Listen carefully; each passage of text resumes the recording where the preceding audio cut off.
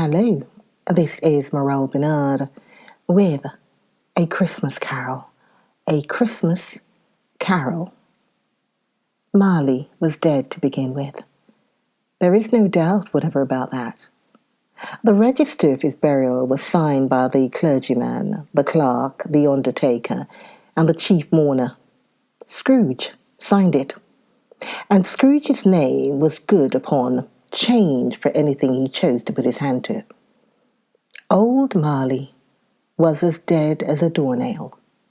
Mind, I don't mean to say that I know of my own knowledge what there is particularly dead about a doornail. I might have been inclined myself to regard a coffin nail as the deadest piece of ironmongery in the trade. But the wisdom of our ancestors is in the simile, and my unhallowed hands shall not disturb it, or the country is done for. You will therefore permit me to repeat emphatically that Marley was as dead as a doornail. Scrooge knew he was dead. Of course he did. How could it be otherwise? Scrooge and he were partners for I don't know how many years. Scrooge was his sole executor, his sole administrator, his sole assign, his sole residuary legatee, his sole friend and sole the mourner. And even Scrooge was not so dreadfully cut up by the sad event, but that he was an excellent man of business on the very day of the funeral, and solemnized it with an undoubted bargain. The mention of Marley's funeral brings me back to the point I started from. There is no doubt that Marley was dead. This must be distinctly understood, or nothing wonderful can come of the story I am going to relate to you. If we were not perfectly convinced that Hamlet's father died before the play began, there would be nothing more remarkable in his taking a stroll at night in an easterly wind upon his own ramparts than there would be in any other middle-aged gentleman rashly turning out after dark in a breezy spot, say by St. Paul's churchyard, for instance, literally to astonish his son's weak mind. Scrooge never painted out old Marley's name. There it stood, years afterwards, above the warehouse door. Scrooge and Marley. The firm was known as Scrooge and Marley. Sometimes people knew to the business called Scrooge and sometimes Marley, but he answered to both names. It was all the same to him.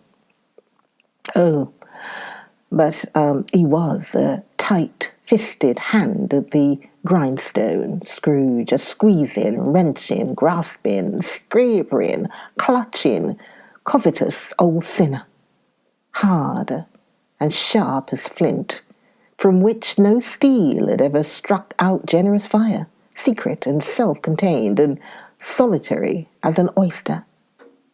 The cold within him froze his old features, nipped his pointed nose, shriveled his cheek, stiffened his gait, made his eyes red, his thin lips blue, and spoke out shrewdly in his grating voice. A frosty rime was on his head, and on his eyebrows and his wiry chin. He carried his own low temperature almost about with him. He iced his office in the dog days and didn't thaw it 1 degree at Christmas. External heat and cold had little influence on Scrooge. No warmth could warm. No wintry weather chill him. No wind that blew was bitter than he. No falling snow was more intent upon its purpose. No pelting rain less open to entreaty. Foul weather didn't know where to have him. The heaviest rain and snow and hail and sleet could boast of the advantage over him in only one respect. They often came down handsomely, and Scrooge never did. Nobody ever stopped him in the street to say, with gladsome looks, My dear Scrooge, how are you? When will you come to see me?" No beggars implored him to bestow a trifle. No children asked him what it was o'clock. No man or woman ever once in all his life inquired the way to such and such a place of Scrooge. Even the blind men's dogs appeared to know him, and when they saw him coming on, would tug their owners into doorways and up courts, and then would wag their tails as though they said, "No eye at all is better than an evil eye, dark master." But what did Scrooge care? It was the very thing he liked, to edge his way along the crowded parts of life, warning all human sympathy to keep its distance, was what the knowing ones call nuts to Scrooge. Once upon a time, of all the good days in the year, on Christmas Eve, old Scrooge sat busy in his counting office. It was cold, bleak, biting weather, foggy withal, and he could hear the people in the court outside go wheezing up and down, beating their hands upon their breast, and stamping their feet upon the pavement stones to warm them. The city clocks had only just gone 3, but it was quite dark already. It had not been light all day, and candles were flaring in the windows of the neighbouring offices like ruddy smears upon the palpable brown air. The fog came pouring in at every chink and keyhole, and was so dense without that, although the court was of the narrowest, the houses opposite were mere phantoms. To see the dingy cloud come drooping down, obscuring everything, one might have thought that nature lived hard by, and was brewing on a larger scale. The door of Scrooge's counting house was open, that he might keep his eye upon his clerk, and who, in a dismal little cell beyond, a sort of tank, was copying letters. Scrooge had a very small fire, but the clerk's fire was so very much smaller that it looked like one coal. But he couldn't replenish it, for Scrooge kept the coal box in his own room, and so surely as the clerk came in with a shovel, the master predicted that it would be necessary for them to part. Wherefore the clerk put on his white comforter and tried to warm himself at the candle, in which effort, not being a man of strong imagination, he failed. "A Merry Christmas, uncle." "God save you," cried a cheerful voice. It was the voice of Scrooge's nephew, who came upon him so quickly that this was the first intimation he had of his approach. "Bah," said Scrooge. "Humbug." He had so heated himself with rapid walking in the fog and frost, this nephew of Scrooge's, that he was all in a glow. His face was ruddy and handsome, his eyes sparkled, and his breath smoked again. "Christmas a humbug, uncle?" said Scrooge's Neville. "You don't mean that, I'm sure." "I do," said Scrooge. "Merry Christmas. What right have you to be merry? What reason have you to be merry? You're poor enough." "Oh, come then," returned the nephew gaily. "What right have you to be dismal? What reason have you to be morose? You're rich enough." Scrooge, having no better answer ready on the spur of the moment, said, "Bah, again, and followed it up with humbug. "Oh, don't be cross, uncle," said the nephew. "What else can I be?" returned the uncle, "when I live in such a world of fools as this? Merry Christmas! Out upon Merry Christmas! What Christmas time to you but a time for paying bills without money, a time for finding yourself a year older and not an hour richer, a time for balancing your books and having every item in 'em through a round dozen of months presented dead against you." "If I could work my will," said Scrooge indignantly, "every idiot who goes about with Merry Christmas on his lips should be boiled with his own pudding and buried with a stake of holly through his heart. He should." "Uncle," pleaded the nephew. "Nephew," returned the uncle sternly, "keep Christmas in your own way and let me keep it in mine." "Keep it?" repeated Scrooge's nephew. "But you don't keep it." "Let me leave it alone then," said Scrooge. "Much good may it do you. Much good it has ever done you." "There are many things from which I might have derived good, by which I have not profited, I dare say," returned the nephew. "Christmas among the rest. But I'm sure I've always thought of Christmas time, when it has come round, apart from the veneration due to its sacred name and origin, if anything belonging to it can be apart from that as a good time, a kind, forgiving, charitable, pleasant time, the only time I know of in the long calendar of the year when men and women seem by one consent to open their shut-up hearts freely and to think of people below them as if they really were fellow passengers to the grave, and not another race of creatures bound on other journeys. And therefore, uncle, though it has never put a scrap of gold or silver in my pocket, I believe that it has done me good, and will do me good. And I say, God bless it." The clerk in the tank involuntarily applauded, becoming immediately sensible of the impropriety. He poked the fire and extinguished the last frail spark forever.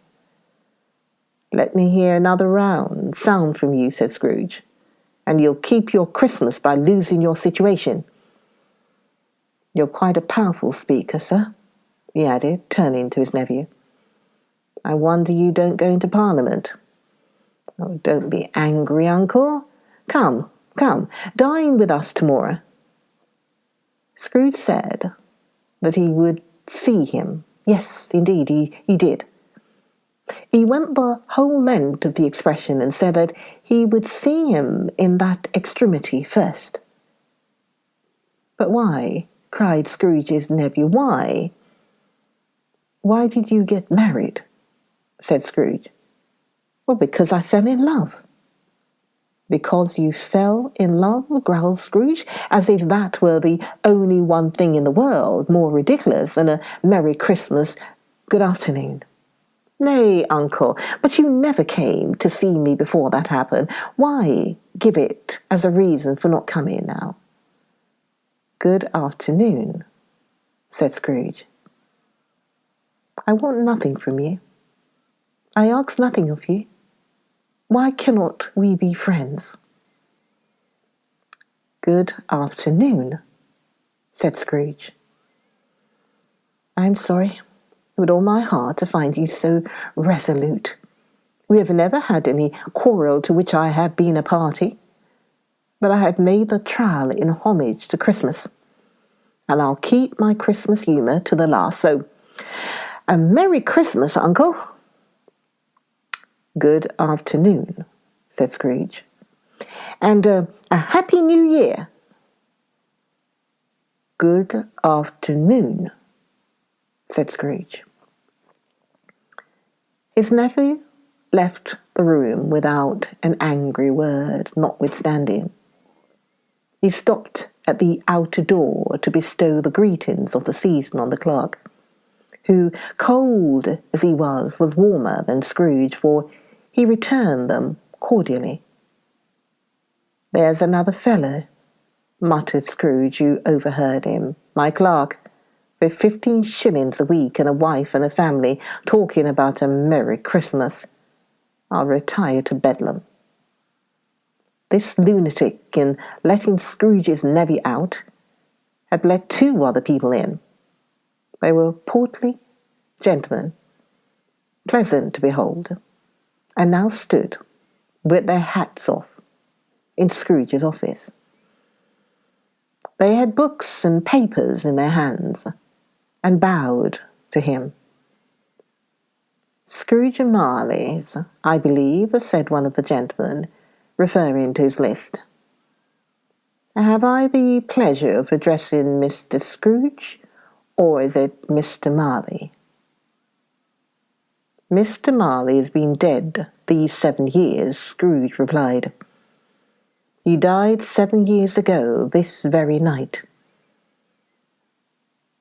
"We have no doubt his liberality is well represented by his surviving partner," said the gentleman, presenting his credentials. They were portly gentlemen, pleasant to behold. It certainly was, for they had been 2 kindred spirits. As the ominous word liberality, Scrooge frowned and shook his head and handed the credentials back. "At this festive season of the year, Mr. Scrooge," said the gentleman, taking up a pen, "it is more than usually desirable that we should make some slight provision for the poor and destitute who suffer greatly at the present time. Many thousands are in want of common necessaries. Hundreds of thousands are in want of common comforts." "Are there no prisons?" asked Scrooge. "Plenty of prisons," said the gentleman, laying down the pen again. "And the union workhouses?" demanded Scrooge. "Are they still in operation?" "They are still," returned the gentleman. "I wish I could say they were not." "The treadmill and the poor law are in full vigour, then?" said Scrooge. "Both very busy, sir." "Oh, I was afraid from what you said at first that something had occurred to stop them in their youthful course," said Scrooge. "I'm very glad to hear it." "Under the impression that they scarcely furnish Christian cheer of mind or body to the multitude," returned the gentleman, "a few of us are endeavouring to raise a fund to buy the poor some meat and drink and means of warmth. And we chose this time because it is the time of all others when want is keenly felt and abundance rejoices." "What shall I put you down for?" "Nothing," Scrooge replied. Oh, you wish to be anonymous?" "I wish to be left alone," said Scrooge. "Since you ask me what I wish, gentlemen, that is my answer.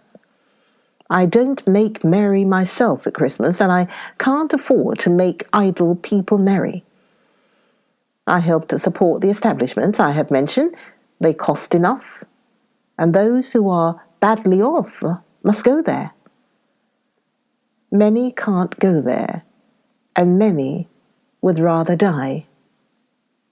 "If they would rather die," said Scrooge, "they had better do it, and decrease the surplus population. Besides, excuse me, I don't know that." "But you might know it," observed the gentleman. "It is not my business," Scrooge returned. "It's enough for a man to understand his own business, and not to interfere with other people's. Mine occupies me constantly. Good afternoon, gentlemen. seen clearly that it would be useless to pursue their point. The gentleman withdrew. Scrooge resumed his labours with an improved opinion of himself, and in a more facetious temper than was usual with him. Meanwhile the fog and darkness thickened so that people ran about with flaring links, preferring their services to go before horses and carriages and conduct them on their way. The ancient tower of a church, whose gruff old bell was always peeping slyly down at Scrooge out of a Gothic window in the wall, became invisible, and struck the hours and quarters in the clouds with tremendous vibrations afterwards, as if its teeth were chattering in its frozen head up there. The cold became intense. In the main street, at the corner of the court, some labourers were repairing the gas pipes, and had lighted a great fire in a brazier, round which a party of ragged men and boys were gathered, warming their hands and winking their eyes before the blaze in rapture. The water plug being left in solitude, its overflowing suddenly congealed and turned to misanthropic ice.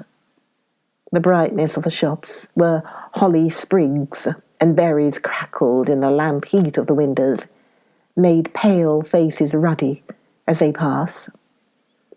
Poulterers' and grocers' trades became a splendid joke, a glorious pageant, with which it was next to impossible to believe that such dull principles as bargain and sale had anything to do.